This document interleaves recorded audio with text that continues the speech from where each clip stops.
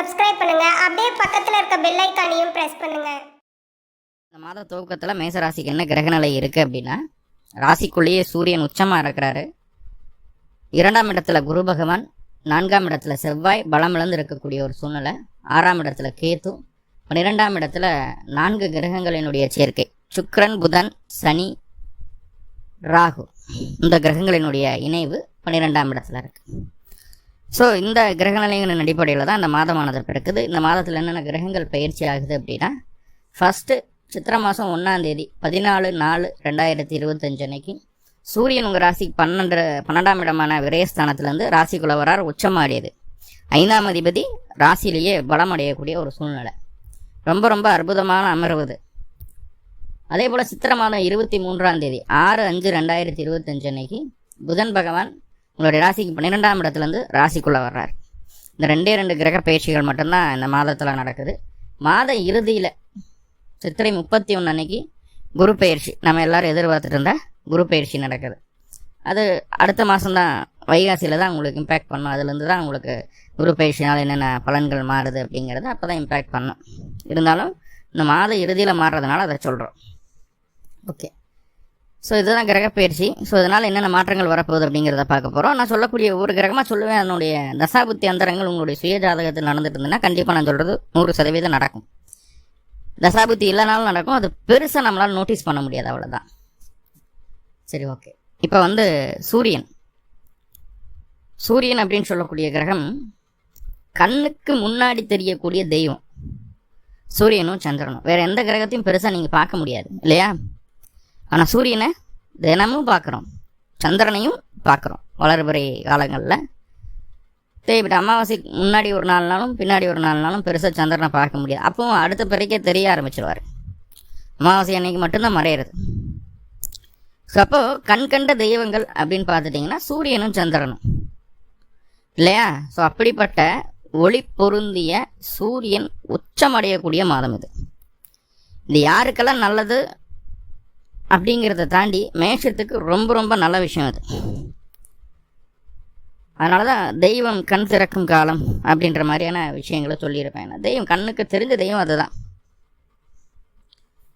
சிம்பிளாக மேசராசிக்காரங்க முன்னேறி வரணும் அப்படின்னாவே தினமும் சூரிய நமஸ்காரம் பண்ணாலே போதும், வேறு ஒன்றும் பண்ண வேண்டாம். தினமும் சூரிய நமஸ்காரம் பண்ணாலே போதும், கண்டிப்பாக அவங்களுடைய வாழ்க்கை வளர்ச்சி பாதைக்கு போயே தீரும். அதில் எந்த மாற்றமும் இல்லை. ஸோ அப்படிப்பட்ட சூரியன் ராசிக்குள்ளே உச்சமடையக்கூடிய ஒரு சூழ்நிலையில் வந்து உட்கார்றாரு. இந்த மாதம் முழுக்க சூரியன் உங்களுக்கு என்ன தரப்போகிறார் அப்படின்னா, முதல்ல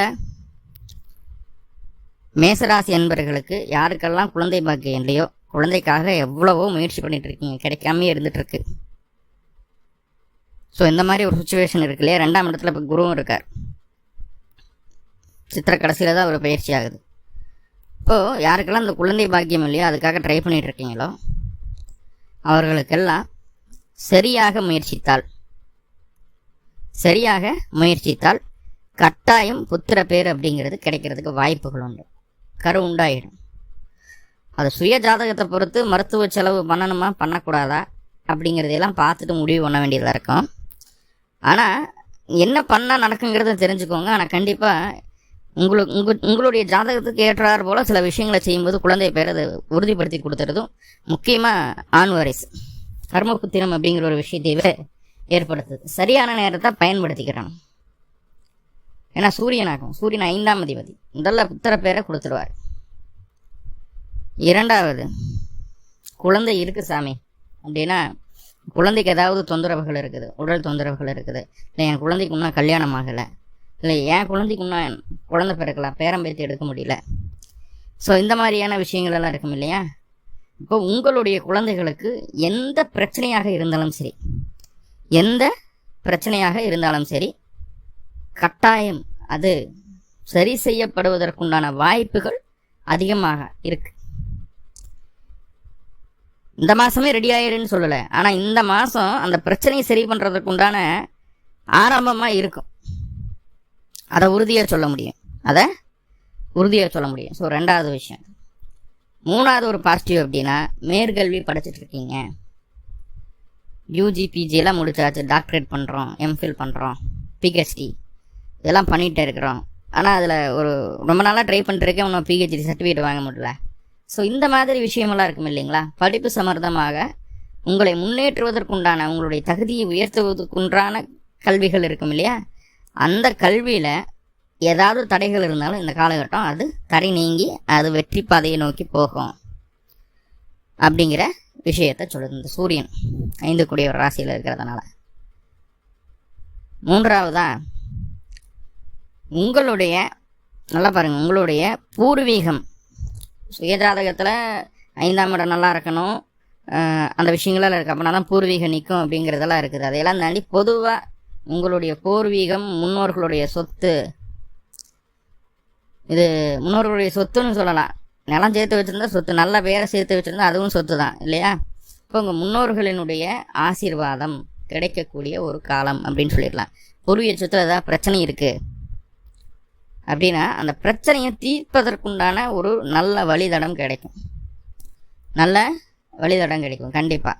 அதை சரி செய்கிறதுக்கு உண்டான ஒரு சூழல் அமையும். இல்லை ஆல்ரெடி அங்கே ஏதாவது பிரச்சனை இருக்குன்னா அது இப்போ வெளியில் வரும். இவ்வளோ நாளாக இருந்த பிரச்சனை இதுதான், இவங்கனால தான் அந்த விஷயங்கள் நடந்தது. இப்போ இதிலிருந்து நம்ம ரெக்கவர் பண்ணோம்னா நம்மளால் நம்மளை பீஸ்ஃபுல்லாக நம்ம பார்த்துக்க முடியும் அப்படின்ற ஒரு பிரச்சனைகள் அப்படிங்கிறது வந்து வெளியில் வரும்.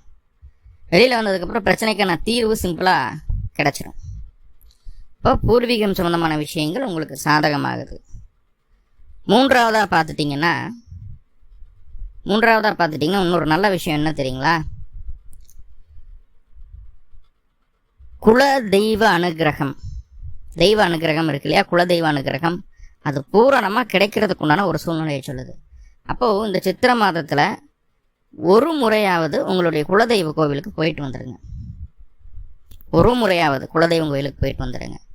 ரெண்டாவது, உங்களுடைய இஷ்ட தெய்வம் யார் அவங்களையும் வழிபாடு பண்ணலாம், தப்பில்லை. மூணாவதா உங்களுடைய முன்னோர்கள், தாத்தா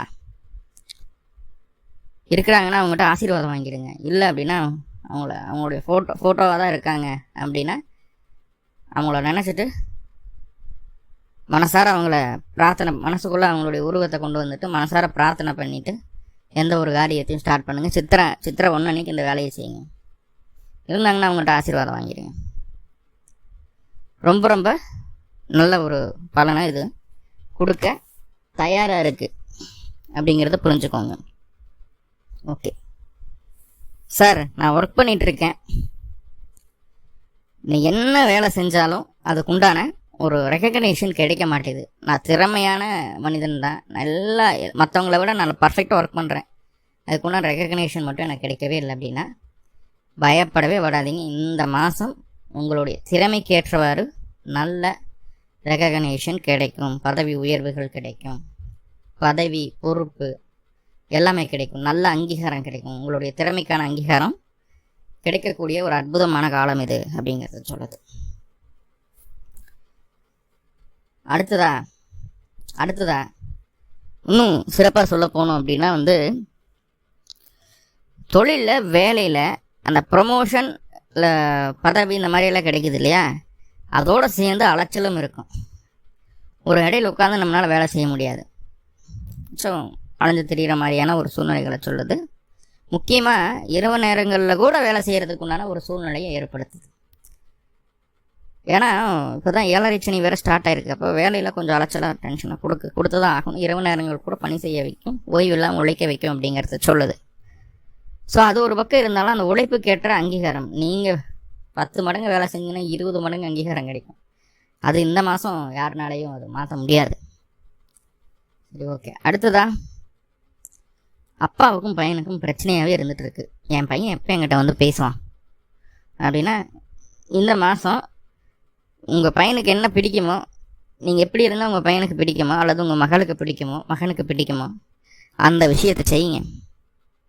ஆட்டோமேட்டிக்காக நம்மளை தேடி வந்துடுவாங்க. அப்போது அப்பாவுக்கும் மகனுக்கும் உள்ள பிரச்சனை, மகளுக்கும் உள்ள பிரச்சனை தீருது. ஸோ இது ஒரு நல்ல விஷயம்.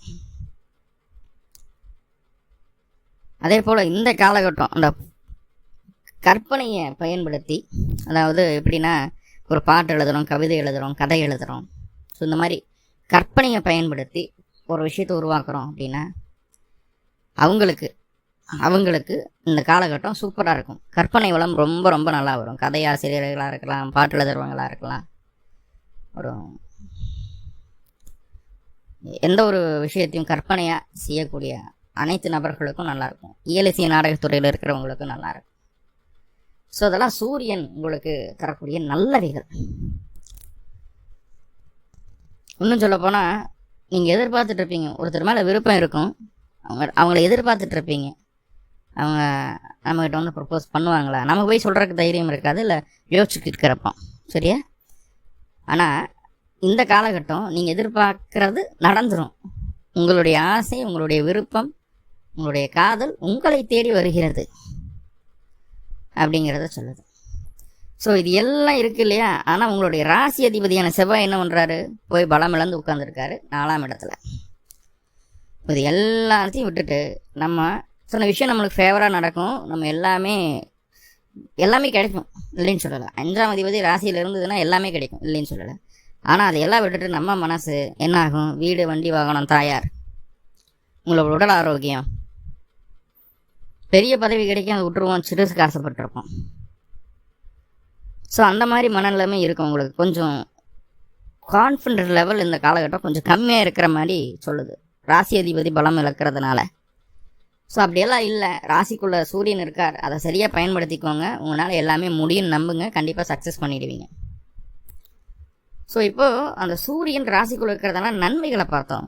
தீமைகள் அப்படின்னா என்ன சார் சொல்லலாம் அப்படின்னு சொல்லி பார்த்துட்டிங்கன்னா, வயது முதிர்ந்த நபர்களுக்கு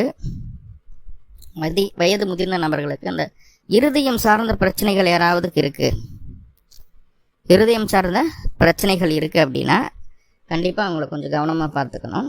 இருதய பாதிப்புகள் வர்றதுக்கு வாய்ப்புகள் உண்டு.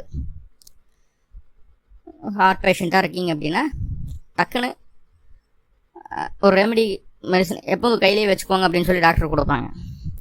ஸோ அதை நம்ம எப்போவுமே கையில் வச்சுக்கணும். அது இல்லாமல் வெளியில் வர்றது கூடாது, மறக்காமல் அதை எடுத்துக்கிடணும் வெளியில் போனாலும், அப்படிங்கிற விஷயத்த மைண்டில் வச்சுக்கோங்க. 2வது, இந்த காலகட்டம் காய்ச்சல், தலைவலி, முக்கியமாக அம்மை போடுறது, ஒற்றை தலைவலி வர்றது, அம்மை போடுறது, காய்ச்சல், இது 3லையும் மேசம் அதிகமாக சிக்கிறதுக்கு வாய்ப்பு இருக்குது இந்த மாதம். அப்போது வெளியில் அதிகமாக போகாதீங்க. உடல் உஷ்ணம் அதிகரிக்கக்கூடிய ஒரு காலம் அப்படிங்கிறத சொல்லுது. ஸோ அதனால தான் அம்மை போடுது எல்லாமே. அதே நேரத்தில் வெளியில் போகிறீங்கன்னா கொஞ்சம் ஒரு 35-40+ இருக்கீங்கன்னா வெளியில் போகிறீங்கன்னா எப்போவுமே வாட்டர் பாட்டில் எல்லாம் என்ன தேவையோ அதை வச்சுக்கோங்க. தண்ணி அதிகமாக குடிச்சிக்கிட்டே இருங்க. ஏன்னா 2 வீலரில் ட்ரைவ் பண்ணுற நபராக இருந்தாலும் சரி, அந்த வெப்பத்தினுடைய தாக்கத்தினால இது என்னமோ நம்மளுக்கு மட்டும் சூரியன் ரொம்ப அதிகமாக காட்டுறாரோ அப்படின்னு தோணிடும். தன்னோட சூட்டை காட்டுறாரோன்னு தோணிடும், மயக்கம் வந்துடுங்க. ஸோ அதுதான் இங்கே பிரச்சனை, அன்கான்சியஸ் ஆகிடுவோம். ஸோ இந்த சூட்டுனால. ஓகே, 3வது என்ன அப்படின்னா, நம்மளுக்கு வேணுங்கிற விஷயங்கள் எல்லாமே, நம்மளுடைய விருப்பங்கள் எல்லாமே நடக்கிற மாதிரியான ஒரு விஷயங்களை சொல்லும். இப்போ யாருடைய தயவு நம்மளுக்கு தேவையில்லை அப்படின்ட்டு யாருக்கும் ஒரு மனிதர்னா அவருக்கு கொடுக்க வேண்டிய மதிப்பு மரியாதையை கொடுக்கணும் இல்லையா? மதிப்பு மரியாதையை நம்ம யாருக்கும் கொடுக்க மாட்டோம் காலகட்டம். கொஞ்சம் ஈகோ அதிகமாகிடும். நான் தான் பெருசு, எனக்கு எல்லாமே தெரியும், எனக்கு மட்டும் எல்லாமே தெரியும் அப்படின்னு நினைக்கிறது. எனக்கு எல்லாமே தெரியும்னா எல்லாத்துக்கும் எல்லாம் தெரியும், எனக்கும் எல்லாம் தெரியும், அவ்வளோதான். எனக்கு மட்டும்தான் எல்லாம் தெரியும், மற்றவங்களாம் முட்டாள் அப்படின்னு நினைக்கிறது. அந்த மாதிரியான ஒரு மனநிலைமை மனசுக்குள்ளே வந்துடும். ஸோ அதை குறைச்சிக்கிறது நல்லது. 3 நேரம் சூடான உணவு கேட்பீங்க, சூடாக சாப்பிடணும், ஃப்ரெஷ்ஷாக சாப்பிடணும் அப்படின்னு நினச்சிட்டு 3 நேரம் கேட்பீங்க. ஸோ அது எந்த அளவுக்கு நல்லது அப்படிங்கிறத நீங்கள் புரிஞ்சுக்கோங்க. ஆனால் இந்த காலகட்டம் ஒரு பாசிட்டிவ் என்னென்னா, உங்களுடைய அறிவு பட்டதீட்டப்படும் அப்படிங்கிறத சொல்லிடலாம். ரொம்ப ஷார்ப்பனாகும். அதனால தான் சொன்னேன், பிஹெச்டி இந்த மாதிரி எக்ஸ்ட்ராவாக படிக்கக்கூடிய விஷயங்களாக அதெல்லாம் நடக்கும், அதில் சக்ஸஸும் பண்ண முடியும்னு சொன்னேன். அதே போல் இந்த காலகட்டம் உங்களை யாருமே தவறு சொல்ல முடியாது. அந்த மாதிரி உங்களுடைய நடத்தி இருக்காது. ரொம்ப தெளிவாக பர்ஃபெக்டாக நேர்மையாக, ரொம்ப தெளிவாக பர்ஃபெக்டாக நேர்மையாக இருக்கு. நேர்மையாக நடக்கக்கூடிய நபர்கள். இந்த காலகட்டம் வெளியில் எங்காவது போகிறீங்க அப்படின்னா ஒரு ரொம்ப பெரிய ஆன்மீக தலைவர்கள், மகான்கள், சித்த புருஷர்கள் இவர்களுடைய ஆசீர்வாதம் கிடைக்கிறதுக்கு வாய்ப்புண்டு. திருவண்ணாமலையே போகிறீங்க அப்படின்னா கிரிவலம் வர்ற பாதையில் அந்த சித்தர்களினுடைய அந்த சக்தியை உணர முடியும். ஒரு கோவிலுக்கு போகிறீங்கன்னா தெய்வத்தினுடைய சாணத்தியத்தை உணர முடியும்.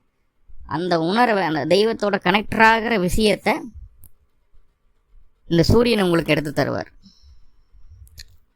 அரசாங்க அரசியல் சம்மந்தப்பட்ட விஷயங்களில் இருந்த பாசிட்டிவான எதெல்லாம் உங்களுக்கு சாதகமாக நடக்கும் அதெல்லாம் உங்களுக்கு சாதகமாக நடக்கும். எதெல்லாம் உங்களுக்கு நெகட்டிவாக இருக்கோ அதெல்லாம் உங்களை விட்டு போகுது. அரசாங்க அரசியல் சம்மந்தப்பட்ட விஷயங்களில் கவர்மெண்ட் ரிலேட்டடாக என்ன வேலை வேணாலும் போய் இந்த தடவை செய்யலை, ஒரு மானியத்துக்காக எழுதுகிறோமா, ஒரு பிஸ்னஸ் லோனா, ஏதோ ஒன்று அரசு காரியங்களில் ஈடுபடும் போது அது உங்களுக்கு வெற்றியை கொடுக்குது அப்படிங்கிற விஷயத்த சொல்லுது. ஓகே, இப்போது பாசிட்டிவ் கொஞ்சம் பார்த்துருக்குறோம், அதே நேரத்தில் நெகட்டிவும் கொஞ்சம் இருக்குது. ஸோ கோபம் அப்படிங்கிற விஷயத்த மட்டும் குறைச்சிக்கிட்டா போதுமானது. மற்றபடி பெரிய பாதிப்புகளை இது தர்றது இல்லை. ஃபைனலாக இன்னும் ஒரே ஒரு விஷயம் சொல்லி முடிச்சுக்கிறேன். என்ன அப்படின்னா, உங்கள் மனசுக்குள்ள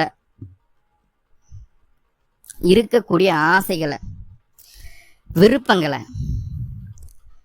எல்லாருக்கும் தெரிகிற மாதிரி வெளிப்படுத்தக்கூடிய ஒரு சூழலை நீங்களாக உருவாக்கிவீங்க. நீங்களாக உருவாக்கலைனாலும் உங்கள் மனசுக்குள்ள என்ன இருக்குது என்ன ஏதுங்கிறது உங்களுடைய பாடி லாங்குவேஜை காட்டி கொடுத்துரும். ஸோ அந்த மாதிரியான ஒரு ட்ரிக்கியான ஒரு அமைப்பும் இருக்குதுங்க. அப்போ உங்களுடைய விருப்பங்கள் வெளியில் தெரிஞ்சால் தப்பில்லை, நல்லது அது. ஆனால் உங்களுடைய பிளான், திட்டங்கள் அது வெளியில் தெரிகிறது அந்தளவுக்கு சௌகரியமான விஷயம் கிடையாது. அந்தளவுக்கு சௌகரியமான விஷயம் கிடையாது. அப்போ நம்ம என்ன பண்ணணும், நம்மளுடைய விருப்பங்களை வெளியில் தெரிவிக்காமல் இருக்கணும். நம்மளுடைய திட்டங்கள் வெளியில் போகாமல் பார்த்துக்கணும். சிம்பிளாக சொல்லப்போனால் ரகசியத்தை பாதுகாத்துக்கணும். இந்த காலகட்டம் உங்களுடைய ரகசியங்கள் வெளியில் போகிறதுக்கு வாய்ப்புண்டு. அதற்கு காரணம் நீங்கள் மட்டும்தான் அப்படிங்கிறத புரிஞ்சுக்கோங்க. ரைட்டா? ஆனால் சூரியன் ராசிக்குள்ளே இருக்கும்போது உங்கள்கிட்ட என்னென்னவெல்லாம் திறமை இருக்கோ, என்னென்ன விஷயங்களெல்லாம் உங்களுக்கு பாசிட்டிவோ, என்னென்ன நீங்கள் யார் அப்படிங்கிறத மற்றவங்களுக்கு தெளிவாக காட்டிடும். நீங்கள் நல்லவராக இருந்தாலும் கெட்டவராக இருந்தாலும் நீங்கள் யார் அப்படிங்கிறத காட்டிடும் வெளியே. உங்களுடைய இயல்பான உண்மையான தன்மை என்ன, முகத்திரை அப்படிங்கிறது இல்லாமல் உண்மையான முகம் என்ன அப்படிங்கிறத வெளியில் காட்டிடும். தயாராக இருந்துக்கலாம். ஓகே, அடுத்ததாக புதனனுடைய பயிற்சி. புதன் அப்படின்னு சொல்லக்கூடிய கிரகம் 3 6க்கு அதிபதி. இவர் நல்லதை செய்ய கடமைப்பட்ட கிரகமா அப்படின்னு கேட்டுட்டா நான் இல்லைன்னு தான் சொல்லுவேன். ஏன்னா 3ஆம் அதிபதி ராசிக்குள்ளே வருது. தொழிலில், வேலையில் ஏதோ ஒரு மாற்றங்களை செய்கிறதுக்கு அது உங்களை தயார்படுத்துது அப்படின்னு சொல்லிடலாம். சில நபர்கள் என்ன பண்ணுவாங்க அப்படின்னா, மே மாதம் 6ஆம் தேதிக்கு மேலே ஆபரண சேர்க்கைகள் உண்டாகும். கையில் மோதிரம் போடுறது, பிரேஸ்லெட் வாங்குறது, நகை வாங்குறது, கழுத்துக்கு, இந்த மாதிரி ஆபரண சேர்க்கை உண்டாகும். முக்கியமாக பெண்கள் அந்த டோலாக்கு, காதில் மாட்டுற அணிகலன்கள், மூக்கு குத்துறது, இந்த விஷயங்களை கண்டிப்பாக செய்வீங்க இந்த மே மாதத்தில். மே 6ஆம் தேதிக்கு மேலே. ஸோ அது உங்களுக்கு சாதகமாக இருக்குது. அதே நேரத்தில் பசங்களாக இருந்தால் மொபைல் வாங்குவீங்க, அந்த கடுக்கன் போடுறது, இந்த மாதிரி விஷயங்களெல்லாம் இருக்கும். ஓகே, அடுத்ததாக பார்த்துட்டிங்கன்னா அந்த புதன் 6 கூடியவரும் கூட. ஸோ இதில் பாசிட்டிவாக சொல்கிறதுக்கு என்ன அப்படின்னா, வேலை இல்லாத மேஷத்துக்கு வேலை கிடைக்கும். தாய்மாமனுடைய ஆதரவு பூரணமாக இந்த காலகட்டம் உங்களுக்கு உண்டாகும். காது மூக்கு தொண்டை சம்பந்தமான விஷயங்களில் பிரச்சனைகள் ஆல்ரெடி இருந்தது அப்படின்னா அதை சரி செய்கிறதுக்கு உண்டான முயற்சிகள் எடுப்பீங்க. இல்லை அப்படின்னா பிரச்சனைகள் வரும். எப்படி உள்ளுக்குள்ளே ஏதாவது ஒரு குச்சி வச்சு நோண்டிடுவேன். நான் 6ஆம் இடத்துல கேது இருக்கு இல்லையா, அப்போ குச்சி ஏதாவது வச்சு இயர்பட்ஸ் எல்லாம் விட்டு இது பண்ணும்போது இந்த பட்ஸில் இருக்கிற பஞ்சு போய் உள்ளே மாட்டிக்கிறதோ, குச்சி மாட்டிக்கிறதோ, குச்சியில் வச்சு உள்ளே இதை டேமேஜ் பண்ணிடுறதோ, இந்த மாதிரி ஏதாவது ஒன்று வரும். இல்லைன்னா தூங்கிட்டு இருக்கும்போது காதுக்குள்ளே ஏதாவது பூச்சி குந்துடும். ஸோ இந்த மாதிரி காது மூக்கு தொண்டை சம்மந்தமான விஷயங்களில் ஒரு சேதம் இருக்குது. சித்திரை 23 தான் அது, கடைசி 7-8 நாள் அந்த மாதிரி இருக்குது. ஸோ அது வரைக்கும் சேஃபாக இருக்கலாம். படிக்கணும் அப்படிங்கிற ஆர்வத்தை தூண்டும்.